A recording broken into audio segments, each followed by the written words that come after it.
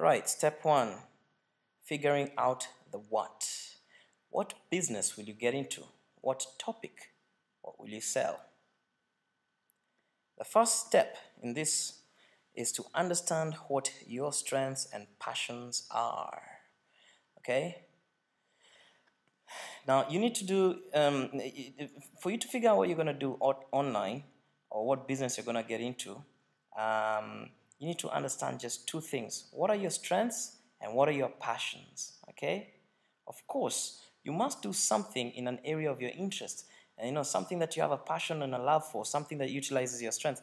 This is very important because if you fail to do this, you're going to burn out, lose hope, do the wrong thing, not reach excellence, whatever, a million reasons. Always look first at yourself and figure out what are you strong at, what do you love. What is a strength? A strength is a mixture of inborn talent, education, experience, and skills. Now, inborn talent, thoughts, feelings, and behavioral abilities that you're born with or develop by the age of about 3. Don't ignore feeling and thinking strengths, yeah? Don't just focus on action and behavioral strengths. Everything counts. Education, what you learned so far through absorbing information. Experience, what you learned so far through personal direct doing. And skills are what you have learned from experts before you, in particular, in specialized areas. Now, your strengths can be summarized as what you can do very well, easily, consistently, and enjoy. And remember, think outside the box. Don't be shy, even if it's something so crazy and kinky. List that down because you'd be surprised. There's so many other crazy, kinky people on this planet that they'll be happy to have found another person like you, if you're one of those. All right. And then we have the passions. How do you naturally choose to live your life? This is what a passion is. Ask yourself, how do you naturally choose to live your life? What is it that excites you? What do you love? Important thing here to note, a passion is not a goal. A passion is a way of life, a lifestyle. So that was part one of figuring out the what. Part two is to understand online markets. How do online markets work? And then find your niche within your areas of strengths and passion.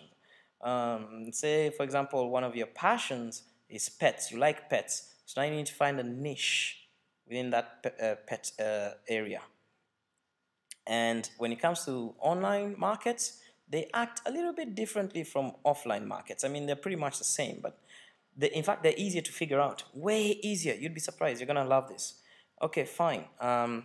Now, there are a few things you need to look out for when you're, and I'll give you some better videos that really explain this in full detail. So don't worry over here if I don't cover this in good detail. If I leave out some holes, I'll point you in the right way very shortly in some other videos in this series. Right, when you're choosing which niche to participate in, within your areas of strengths and passions, you should make sure that you're choosing something that has commerciality. What does that mean? For example, jokes. Maybe so many people love jokes, but no one pays for jokes. Yeah? Let me show you an example of what I mean. Let's say I'm in Google now and I type in jokes for a Google search. Let's just see what happens. As you can see, there is 61 million pages that have come up with the word jokes, right? But have you noticed something? You see this area? Oops, sorry. You see this area where my mouse is on the right? There are no adverts. This tells you if there are no advertisers, there's no money being made in the jokes excuse me, space online. Now, take another thing. Let's say your passion is in health and healthcare. Fixing a health problem is something that people are willing to pay for. I mean, come on, it's almost common sense. I'll show you a scientific way of determining these things shortly. But look, if you have a health problem and somebody comes and gives you a solution, you're very happy to pay for it. Or for example, if you have a dog that you love and you don't know how to train them, somebody comes and shows you an easy way that is suitable for you for how to train your dog, you'll pay for it. So this is what I mean by commerciality. How do you check? What's a more scientific way of checking? Two ways. One of them is using Google, just like we said. If you have to type something in here, there should be adverts. Say for example, let's use photography as well.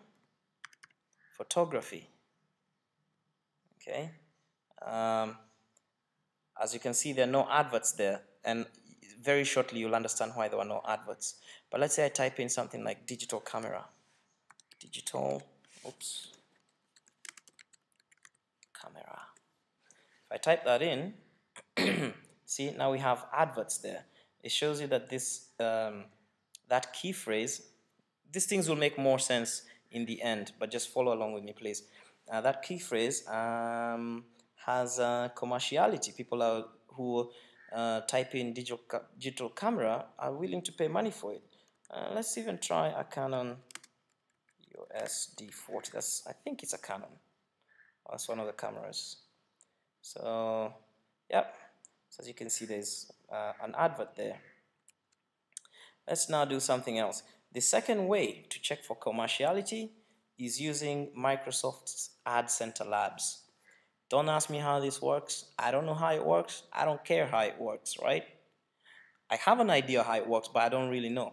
All I know is that it's Microsoft's baby, and when Microsoft says that this works, trust me, they've done a lot of homework on it. So all you gotta do is come here and let's do the same experiment we did last time. Photography. Okay. See what happens. Okay, so here we are. We have typed in photography, and Microsoft tells us that people who type in the word photography into a search engine have a non-commercial intention of 85%. Non-commercial. It means that most of these people are probably just looking for information, browsing around. I don't know, maybe college students writing a term paper. But the point is, where are we? We were checking for commerciality, yeah? Yeah, and this works hand in hand with a few other things. People typing in photography are not looking to spend money. So if you're interested in photography, you should find a niche where people are looking to spend money. Now here we've typed in digital camera, and over there, the commercial intention is actually positive. Plus, it's 97% probability.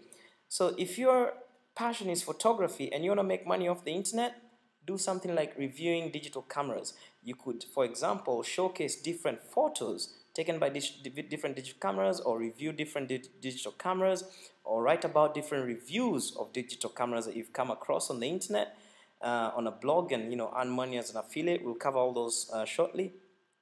But you see, this is how you start selecting niches that have commerciality.